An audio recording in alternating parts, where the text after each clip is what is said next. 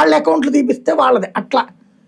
దాన్ని అన్నిటినీ ఏ income tax వాడికో complaint చేస్తే వాళ్ళు ఇన్కమ్ ట్యాక్స్ ఆల్రెడీ కట్టున్నారు అనుకోండి, ఇంకేం చేస్తారు దాంట్లో.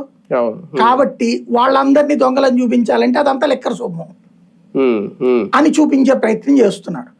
ఇందులో ఒకటేంటంటే చట్టబద్ధంగా మన అకౌంట్ లోకి వచ్చే డబ్బులు దానికి ఒక ఎత్తు. అంటే మనం ఒక వ్యాపారం చేస్తున్నాం, ఆ వ్యాపారం చేసినప్పుడు దాంట్లో కొన్నది అమ్మింది లాభం ఇదంతా డిజిటల్లో చేయడం ఒక ఎత్తు. అది చాలా మంది చేయరు. ఇప్పుడు మన దగ్గర 10 లక్షలు ఎవరికో ఇచ్చాం, తర్వాత 30 లక్షలు 40 లక్షలు ఇచ్చేయడం మన అకౌంట్ లో వేసుకున్నాం. ఇది క్యాష్ ట్రాన్సాక్షన్, అనుమానాస్పద ట్రాన్సాక్షన్. అది ఇన్కమ్ ట్యాక్స్ వాడో ఈడీనో వాళ్ళు చూసుకోవాలి.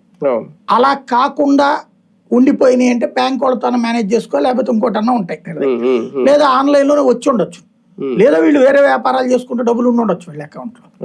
ఇప్పుడు ఫర్ ఎగ్జాంపుల్ అతను చెప్పారు బాలాజీ గోవిందప్ప, అతను బోల్డ్ వ్యాపారాలు ఉన్నాయి. అతని వ్యాపారాలు వచ్చిన డబ్బులు కూడా మధ్యంలో డబ్బులే అని చెప్తారు వీళ్ళు. మిథున్ రెడ్డికి బోల్డ్ వ్యాపారాలు ఉన్నాయి, కాంట్రాక్ట్లు ఇవన్నీ కూడా. అతనికి దాంట్లో అకౌంట్ లో వచ్చిన డబ్బులన్నీ లెక్కర అమౌంట్ అని చెప్తున్నారు వీళ్ళు. ఆ చెవిరెడ్డి వాళ్ళది వ్యాపారాలు, రియల్ ఎస్టేట్ అవన్నీ చేసుకుంటారు. ఇప్పుడు అవన్నీ కూడా ఎవరెవరి దగ్గర డబ్బులు అయితే ఉన్నాయో అవన్నీ లెక్కర వాళ్ళనే అని చెప్పడం ద్వారా పబ్లిక్ ని కన్విన్స్ చేయొచ్చు. కన్ఫ్యూజ్ చేయడం కాదు, కన్విన్స్ చేయడం. వాళ్ళ దగ్గర డబ్బులు ఉన్నాయంట, ఆ డబ్బుల్ని అటాచ్ చేసేయడం ద్వారా వాడికి రేపు పొద్దున ఎలక్షన్స్ టైంలో